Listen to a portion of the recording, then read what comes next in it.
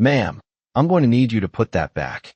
The words cut through the late afternoon air like a gavel striking wood. Sharp, final, already certain of its verdict. Naomi Carter didn't turn right away. The glass doors of the boutique reflected the street behind her. Two patrol cars angled at the curb, red and blue lights pulsing silently across polished marble and tinted windows. A small crowd forming in the reflection before she could even hear their footsteps. When she did turn, it was slow, deliberate, her movements measured like someone used to being watched, judged, and recorded.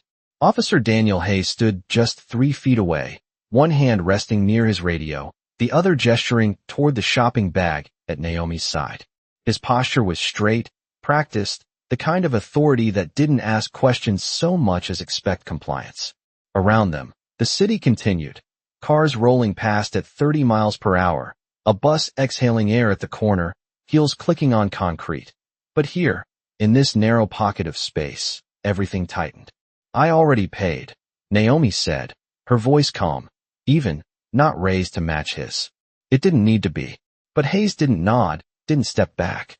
Instead, he took a half step closer, closing the distance just enough to shift the balance, to make the moment feel smaller, tighter, like the walls had moved in without anyone noticing. We've had a report, he replied, tone clipped, controlled. Behind him, another officer adjusted his stance, scanning the small gathering crowd now lingering just beyond the storefront windows, phone subtly lifting, eyes narrowing with curiosity. Naomi felt it, the weight of assumptions settling before facts had a chance to speak, the quiet agreement passing between strangers who hadn't heard a word but had already decided what they were seeing. She didn't reach for her receipt, didn't rush to explain. Instead, her fingers tightened slightly around the leather folder tucked under her arm, the edges worn smooth from years of being carried into rooms where silence mattered more than volume. The flashing lights reflected again in the glass, painting her face in alternating colors, blue, then red, then blue again, like a rhythm she refused to match. Hayes extended his hand now, palm open, waiting, not a request. A pause stretched between them, thin but unbreakable, and in that pause, the city seemed to lean in just a little closer. Naomi inhaled slowly, steady, her gaze lifting to meet his fully for the first time, not with defiance, not with fear, but with something quieter, something that didn't bend. Officer, she said, each word placed carefully. Before we go any further, are you certain about what you think is happening here? For a fraction of a second, something flickered across his face, too brief to name, too subtle to hold, but it was there. Then it was gone, replaced by the same rigid certainty he had arrived with. The lights kept flashing. The crowd kept watching. And the moment, suspended between accusation and truth, refused to move. Naomi did not move when he extended his hand. Not yet. The weight of the moment settled into her shoulders the way long days always did. Quiet, familiar, something she had learned to carry without letting it show.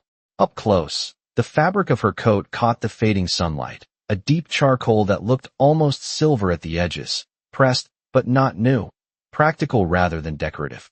There was nothing about her that asked for attention, nothing that announced importance. And yet there was a steadiness in the way she stood that made the air feel different around her, as if the space itself had adjusted to her presence before anyone else had noticed. A faint breeze moved down the street, carrying the scent of roasted coffee from a shop half a block away, warm and grounding, completely out of place against the tension building in front of the boutique. Naomi's grip on the leather folder remained relaxed, her thumb resting along the worn seam where years of use had softened the edge. Inside were case notes, briefs, documents filled with language most people never read but lived under every day, words that shaped consequences long before anyone realized they were written. She had spent the last 8 hours inside a courtroom where voices were measured and rules were followed, where every claim required proof and every decision carried weight. Out here, on a sidewalk no wider than 6 feet, those same principles felt distant, almost invisible. Ma'am, Hayes said again, a little firmer this time, his open hand still waiting, his patience thinning in small, controlled increments. Naomi's eyes shifted briefly, not away from him but past him, catching the reflection of the growing crowd in the glass. A man in a gray jacket had stopped walking entirely, his phone angled just enough to capture the scene without being obvious. A young woman near the curb whispered something to her friend, both of them watching with the kind of curiosity that comes when a story begins before anyone understands it. No one asked what happened. No one needed to. The narrative had already started writing itself. Naomi had seen that before, in different forms, in different rooms, always with the same quiet momentum. She exhaled slowly, steadying her breath, the kind of controlled inhale she used before speaking in chambers, before delivering words that could not be taken back. Her gaze returned fully to Hayes, not challenging, not yielding, simply present. "You said there was a report," she replied, her voice even, each syllable clear without force. What exactly was reported? The question hung there, simple, direct, but it shifted something, just enough to make the moment hesitate.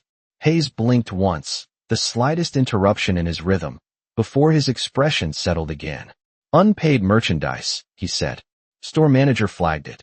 His tone carried certainty, but the details felt thinner when spoken out loud, less solid than they had been a moment ago.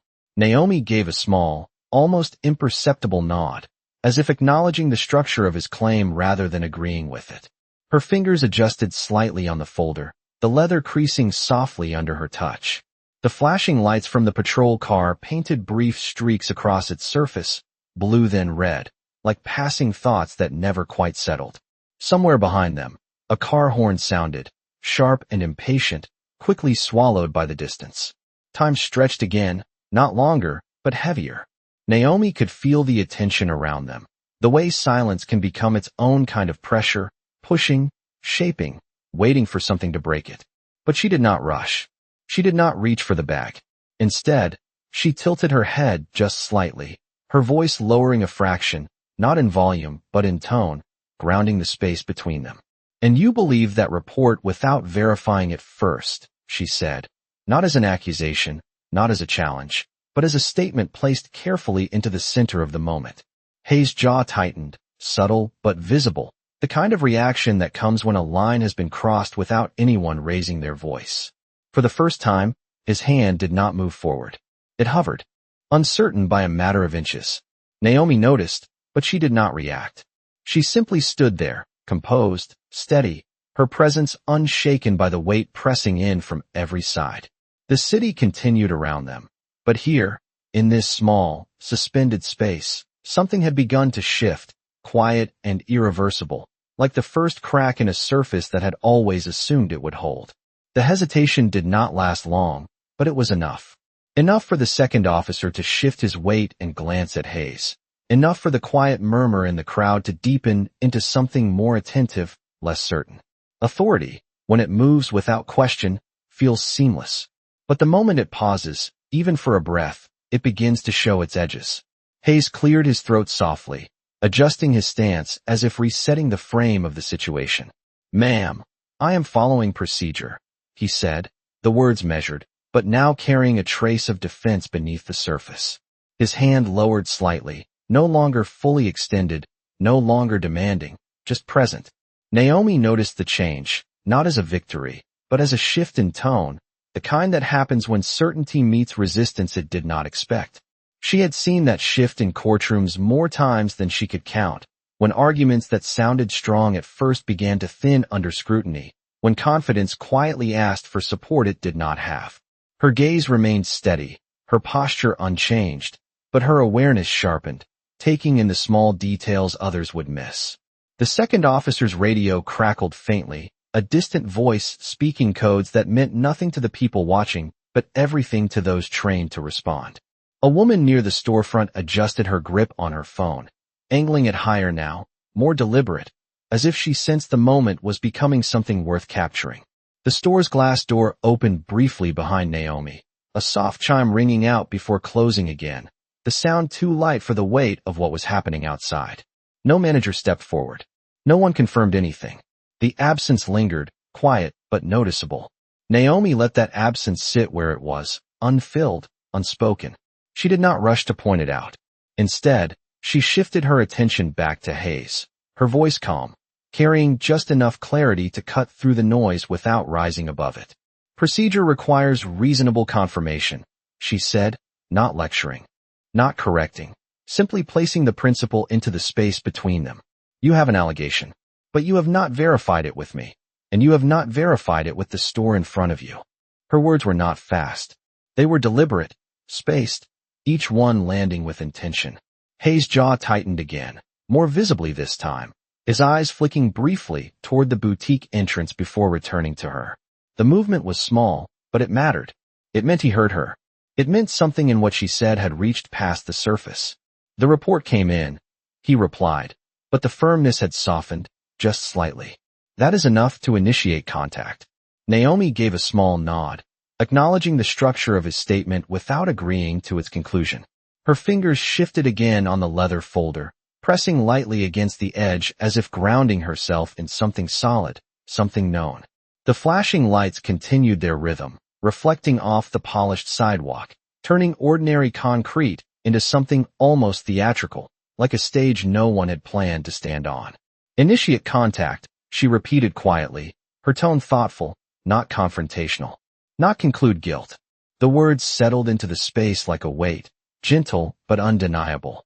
Behind Hayes, the second officer's posture changed again, his shoulders lowering just a fraction, his gaze no longer fixed entirely on Naomi, but moving between her and his partner, as if recalculating something that had seemed simple moments ago. The crowd had grown quieter now, the earlier whispers replaced by a more focused silence, the kind that comes when people sense a shift but do not yet understand its direction. Naomi remained still, composed, her presence steady against the movement around her. She did not step back. She did not step forward. She simply held the space, allowing the moment to unfold without forcing it. Hayes inhaled, slow and controlled, the rise of his chest barely noticeable beneath his uniform. For the first time, his eyes dropped briefly to the bag at Naomi's side, then to the folder in her arm, then back to her face. The sequence was subtle, but it marked a change. He was no longer looking at her as a fixed conclusion. He was beginning, however slightly, to see variables. Naomi recognized it immediately, not because it was obvious, but because she had spent years watching for that exact shift, the moment.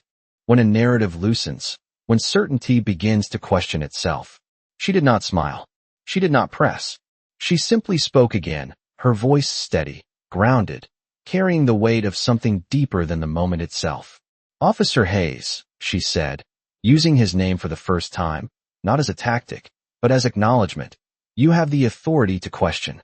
But authority does not replace accuracy. The words did not echo. They did not need to. They stayed where they were, quiet and firm, as the space between them held, balanced on the edge of something that had not yet been revealed. The name landed differently than anything else she had said. Not louder, not sharper, but heavier, as if it carried a weight that did not belong to the street, but to something far beyond it. Hayes blinked once, the subtle shift in his expression no longer hidden, his attention narrowing in a way that suggested recalculation rather than control. People rarely used his name in situations like this. They responded, they explained, they defended. They did not address him with the kind of calm precision that implied understanding rather than fear. You seem very confident, he said, his voice measured, but no longer as certain as before. It was not a challenge. It was an observation, and beneath it, something quieter had begun to surface, something closer to uncertainty than authority. Naomi did not react immediately.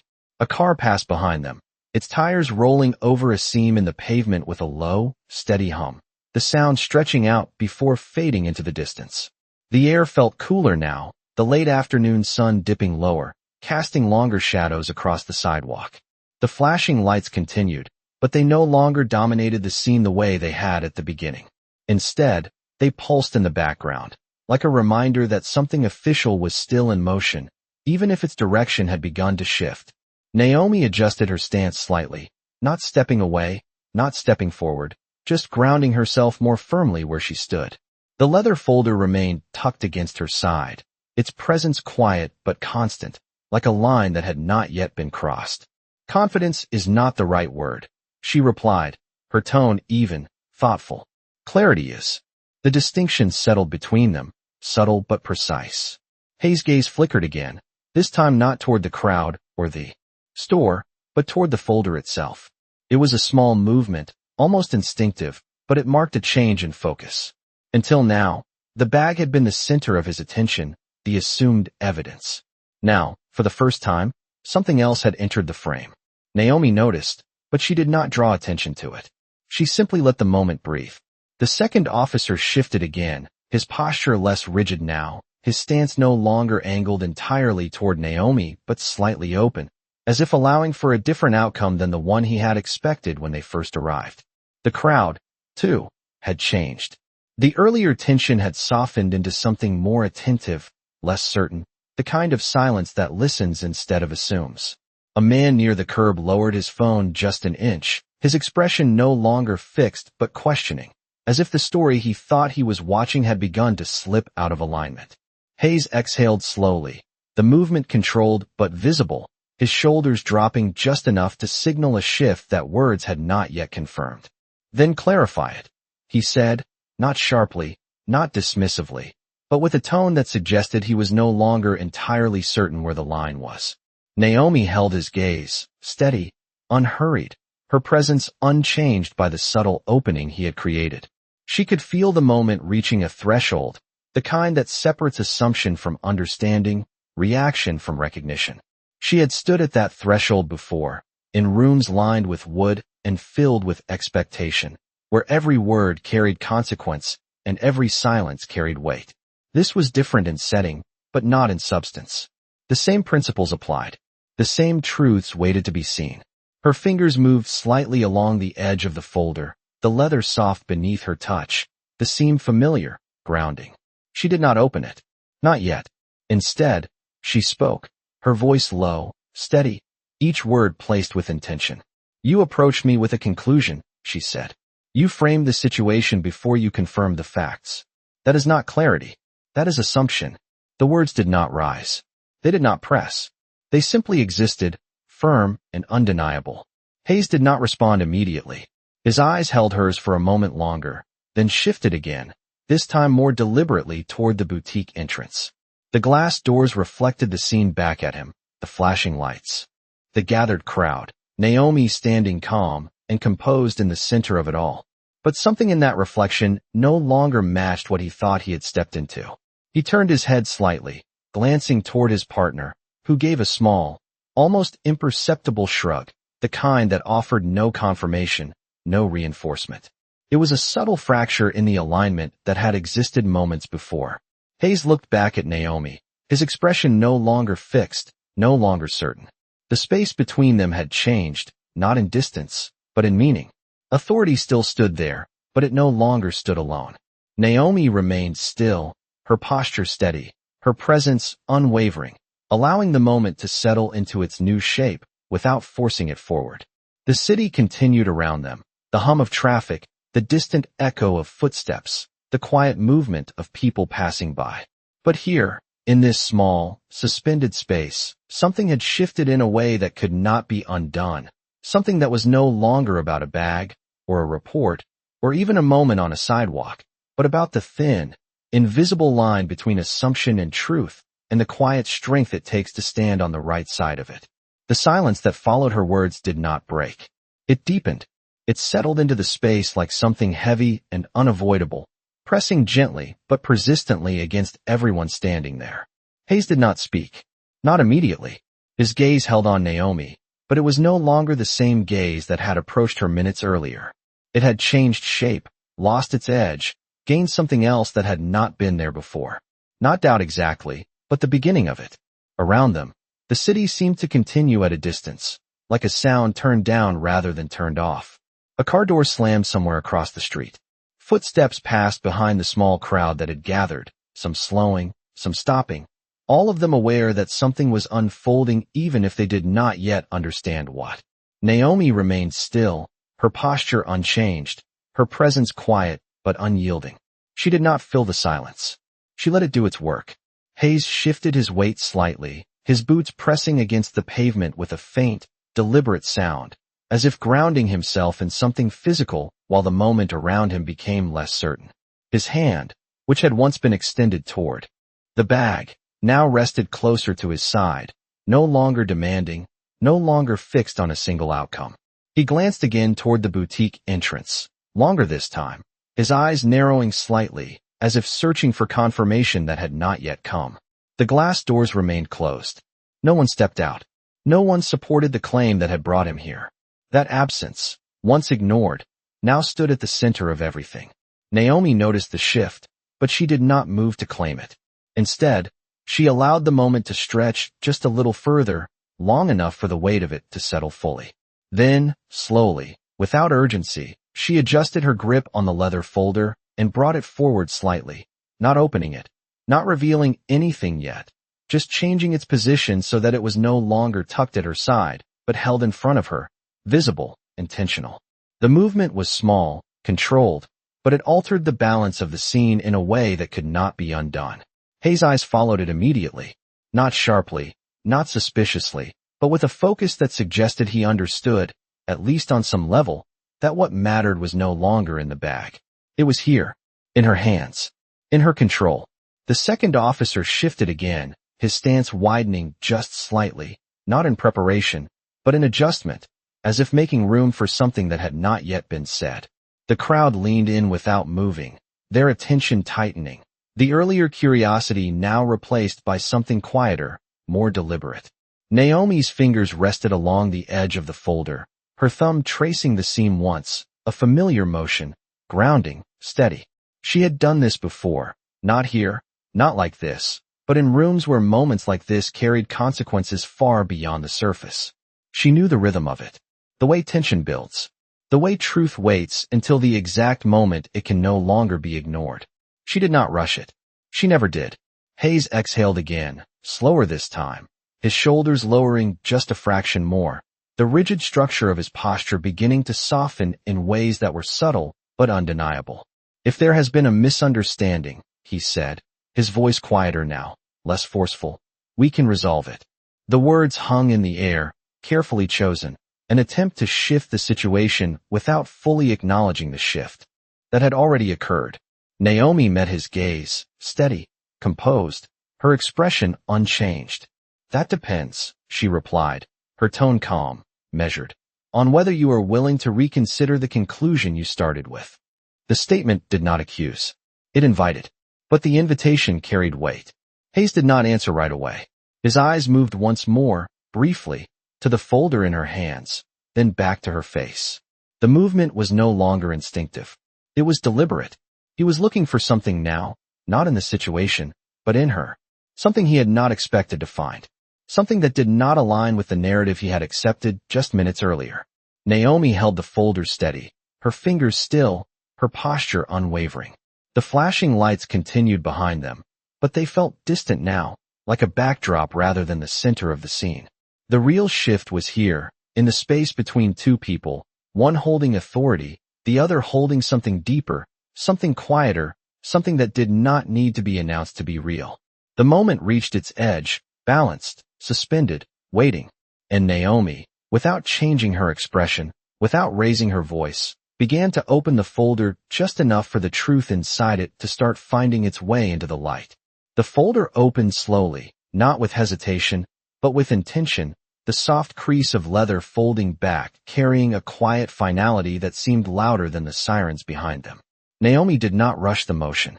She let it unfold at its own pace, the edges parting just enough for what was inside to begin to show, but not enough for the moment to lose its weight. Hayes' eyes followed every inch of that movement, no longer scanning, no longer assuming, but focused in a way that revealed something had shifted beneath the surface. The air felt different now, thinner somehow, as if the space between them had cleared of everything except what mattered. Naomi's fingers moved with precision, practiced, the same controlled motion she used when handling documents that carried consequences far beyond paper and ink. She slid one item forward, not presenting it fully, not offering it as a defense, but placing it into visibility as a fact that did not need explanation. The edge of a badge caught the fading light first, a subtle reflection, metallic and unmistakable. Not flashy, not exaggerated, just real. It rested between her fingers, steady, grounded, its presence quiet but absolute. Hayes' breath changed. It was small, almost imperceptible, but it was there. The rhythm he had carried since the beginning of the encounter broke for a fraction of a second, just enough to reveal that what he was seeing did not fit the shape of what he had expected. The second officer leaned in slightly, not stepping forward, but adjusting his angle, his gaze narrowing as he tried to process the detail from a distance. The crowd behind them did not speak, but the silence tightened, the kind that forms when something shifts in a way that cannot be ignored. Naomi did not lift the badge higher. She did not push it closer. She simply held it where it was, allowing the moment to meet it on its own terms. Her expression remained calm, unchanged, her posture steady, as if nothing about this required urgency. Because to her, it did not. Truth did not rush. It did not need to. Hayes took a step back. Not a full step. Not dramatic. Just a small adjustment of distance. But it carried more meaning than anything he had said so far. His eyes moved from the badge to her face, then back again, searching for something that would allow him to reconcile what he was seeing with what he had believed only moments before. But there was nothing to reconcile. Only something to accept. Naomi's voice came again, low, even, not louder than before, but now anchored by something visible, something undeniable. You approached me with a conclusion, she said, her tone unchanged, and now you are looking at evidence. The words did not accuse. They clarified. Hayes swallowed, the movement subtle but present, his posture no longer rigid, no longer anchored in certainty. Ma'am, he began, but the word did not carry the same tone it had at the start. It was softer now, less directive, more cautious. Naomi did not interrupt. She did not respond immediately. Instead, she allowed the silence to return, just for a moment, long enough for the weight of what had shifted to settle fully into the space around them. The flashing lights behind them continued, but they felt distant now, almost irrelevant. The scene had changed. Not in location, not in people, but in meaning. The authority that had arrived with certainty now stood in front of something it had not anticipated, something it could not override with tone or posture. Hayes' partner shifted again, his stance loosening, his gaze no longer fixed on Naomi as a subject, but as something else entirely, something that required recognition rather than control. Naomi closed the folder halfway, not hiding the badge, not removing it, just returning it to its place with the same calm precision she had used to reveal it. The motion was deliberate, contained, signaling that the moment had crossed its threshold. Hayes looked at her again, fully now, not past her, not through her, but at her, as if seeing her for the first time without the filter he had arrived with. And in that look, something settled, something quiet and irreversible. The kind of realization that does not announce itself, but changes everything that follows. Hayes did not speak right away. The word he had started earlier seemed to dissolve before it could fully form, replaced by a silence that carried more weight than anything he could have said. His eyes remained on Naomi, but they no longer searched for contradiction. They searched for understanding, for alignment, for something that would allow him to place this moment into a structure that made sense again. But the structure he had relied on had already shifted. The badge had done more than present information. It had removed assumption from the center of the situation and replaced it with something that could not be ignored. Naomi stood exactly as she had before, her posture unchanged, her presence steady, as if nothing about the moment required her to adjust. And in a way, it did not. She had not changed. Only the perception around her had. The second officer took a small step back, creating a slight distance that had not existed before, his hands now resting loosely at his sides, no longer positioned for control, no longer aligned with the initial approach. The crowd, once curious, now felt different, quieter, more aware. A man near the front lowered his phone completely, his expression shifting from expectation to reflection, as if he had realized he had been watching something he did not fully understand. Hayes finally inhaled, deeper this time, the rise of his chest more noticeable, his shoulders settling as the tension he had carried began to redistribute into something heavier, something closer to responsibility. Then authority. Ma'am, he said again, but the word had changed. It no longer directed. It acknowledged. Naomi met his gaze without hesitation, her expression calm, not hardened, not softened, simply present. She did not interrupt. She did not rush to fill the space. She allowed him to arrive at whatever he needed to say on his own terms. Hayes glanced briefly toward his partner, then back at Naomi, the movement slower now, more deliberate, as if each action required thought where before it had required none. It appears, he began, choosing his words carefully, that there has been an error in how this situation was handled. The phrasing was formal, controlled, but beneath it was something less structured, something human, something that had not been part of the interaction when it began. Naomi gave a small nod, not in agreement, but in acknowledgement that he had spoken. She did not accept the statement. She did not reject it. She simply let it exist. Hayes continued, his voice steady but quieter, the earlier certainty replaced by something more measured. We responded to a report and acted on the information available at the time.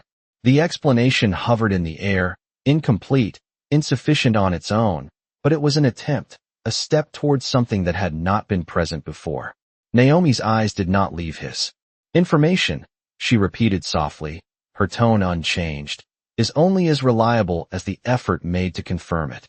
The words did not accuse. They clarified. Again, Hayes' jaw tightened slightly, not in resistance, but in recognition. He understood the distinction. More importantly, he understood that she understood it better than he had applied it. The weight of that realization settled visibly, not in his posture alone, but in the way his gaze no longer held defensiveness. It held acceptance. The second officer shifted again, this time stepping fully to the side, creating space where there had once been alignment, his attention no longer fixed on Naomi as a subject, but as someone whose presence required respect rather than control. The flashing lights behind them continued, but they no longer defined the scene. They simply existed, background to a moment that had moved beyond them. Hayes exhaled slowly, his voice lowering further as he spoke again. I apologize for the inconvenience, he said, the words formal, practiced, but now carrying something real beneath them, something that could not be trained or rehearsed.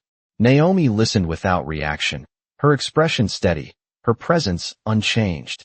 The apology did not move her, not because it lacked sincerity, but because the moment had already moved beyond words. She held his gaze for a brief second longer, then shifted her attention slightly, not away from him, but past him, toward the space that had opened where authority had once stood without question. And in that quiet shift, the balance of the entire moment settled into something new, something that did not need to be declared to be understood. Naomi did not respond to the apology with words. She let it settle where it was, suspended between them, carrying its own weight without needing acknowledgement. For a brief moment, everything stilled. Not completely, not unnaturally, but in a way that felt intentional, like the pause after a verdict has been delivered and before anyone dares to move. The flashing lights continued their rhythm, but softer now, almost distant, their urgency no longer matching the reality of the moment. Hayes stood there, shoulders no longer squared with certainty, his stance subtly altered by something deeper than instruction. It was not just the realization of who she was. It was the realization of how quickly he had decided who she was not. That understanding did not show itself loudly. It showed in the way his gaze no longer held authority as its foundation, but reflection. Naomi adjusted the folder back against her side, the leather folding neatly into place, the badge no longer visible, but no less present. She did not make a show of it. She did not emphasize what had already been understood. Her movements were quiet, controlled, as if the moment did not require anything more from her than what had already been given. Around them, the crowd began to shift, not dispersing yet, but changing, the earlier tension dissolving into something softer, something more introspective. A woman near the front lowered her phone completely, her expression no longer curious, but thoughtful, as if she had witnessed something she would carry with her long after the street returned to normal. The man in the gray jacket took a small step back, creating space, his earlier certainty replaced by something closer to humility. Hayes cleared his throat lightly, the sound no longer commanding attention, but marking a transition he did not fully control. You are free to go, he said, the words simple, procedural, but now carrying a different meaning. Not permission, not authority, just an acknowledgement that the situation he believed existed had dissolved completely. Naomi met his gaze one last time, not lingering, not challenging, simply present. I always was, she replied, her voice calm, steady, The words neither sharp nor soft, but exact. The statement did not rise. It did not echo, but it stayed, settling into the space with a clarity that required no repetition. Hayes did not respond. He could not, because there was nothing to correct, nothing to counter, nothing to reframe. The truth had already positioned itself beyond his reach. The second officer shifted again, this time turning slightly toward the patrol car, his posture indicating closure rather than continuation. The radio at his shoulder crackled softly. Another call coming through, another moment somewhere else, waiting to unfold. But here, this moment had already reached its end. Naomi turned, not abruptly, not dramatically, but with the same quiet control she had carried from the beginning. Her steps were measured, steady, the sound of her shoes against the pavement soft but consistent, each one placing distance between her and the space that had tried, briefly, to define her. She did not look back. She did not need to. The air behind her shifted as she moved, the tension dissolving into something lighter, something unfinished for those who remained, but complete for her. Hayes watched her go, his expression unreadable at first, then slowly changing as the distance between them grew. Not regret exactly, not shame alone, but something more complex, something that settled deeper than either of those. It was the recognition of a moment that could not be undone, paired with the understanding that it should not have happened at all. The flashing lights continued for a few seconds longer, then one of the officers reached into the patrol car and turned them off. The sudden absence of color left the street in its natural state, ordinary again, but not untouched. The crowd began to disperse, conversations starting in low tones, not loud, not animated, but reflective, as if each person was carrying a different version of what they had just seen. And in the middle of it all, Hayes remained still for a moment longer, the space around him quieter now, the authority he had arrived with no longer standing where he had left it, replaced instead by something quieter, something harder to define, and far more difficult to ignore. Naomi's footsteps blended into the rhythm of the city, steady and unhurried, each one carrying her farther from the moment, without carrying any of its weight with her. The street returned to its natural sound, engines humming, distant voices rising and falling, the ordinary pulse of a late afternoon settling back into place. But something lingered beneath it, something quieter than noise, something that did not fade as easily. Behind her, Hayes remained where he was, the space around him no longer defined by urgency or command, but by stillness. The absence of flashing lights made everything feel more exposed, more real, as if the scene had been stripped down to what it actually was. He looked down briefly at his hands, then back toward the sidewalk where Naomi had stood just minutes before, the outline of that moment still visible in his mind even as the physical space had emptied. His partner spoke softly beside him, something about clearing the call, about moving on, about the next report waiting just a few blocks away. Hayes nodded, but the motion was delayed, not out of refusal, but because part of him had not yet caught up to where he was supposed to be. Across the street, the boutique door opened again, the soft chime returning, a manager stepping out this time, scanning the sidewalk with a look that arrived too late to matter. Hayes noticed, just for a second, the timing of it, the absence earlier, the presence now. He did not approach. He did not ask. The answer was already clear in a way that did not require confirmation.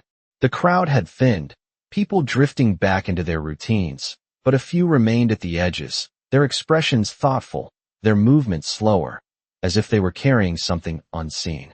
A woman adjusted her bag and walked away, glancing once more in the direction Naomi had gone, not searching for her, but acknowledging that she had been there. Hayes exhaled slowly, deeper this time, the air leaving him with a weight that felt different than before, not tension, not pressure, but awareness. He reached up and adjusted the radio at his shoulder, the familiar motion grounding him in something procedural, something structured, something he could rely on. But even that felt slightly different now, as if the meaning behind it had shifted in a way he could not fully articulate. Naomi continued down the block, her pace unchanged, her posture steady, the leather folder resting against her side once more, closed, quiet, carrying what it always had. She passed a crosswalk, the signal counting down in bright white numbers, 12, 11, 10, the small, measured progression of time that moved forward regardless of what had just happened. She stepped off the curb as the light changed, blending into the flow of people crossing in both directions, no longer standing apart, no longer the center of anything. Just another figure moving through the city. But the space she left behind did not forget her. It held the shape of what had occurred, the quiet shift from assumption to truth, from certainty to reflection, from authority to understanding. Hayes finally turned toward the patrol car, his steps slower than before, each one carrying a weight that had not been there when he arrived. He opened the door, paused for a brief second, then looked back once more down the street, not expecting to see her, not needing to. The moment had already done what it needed to do. He got into the car, the door closing with a solid, familiar sound. But even that felt different now, less like an end and more like a continuation of something he had not yet fully processed. The engine started. The car pulled away.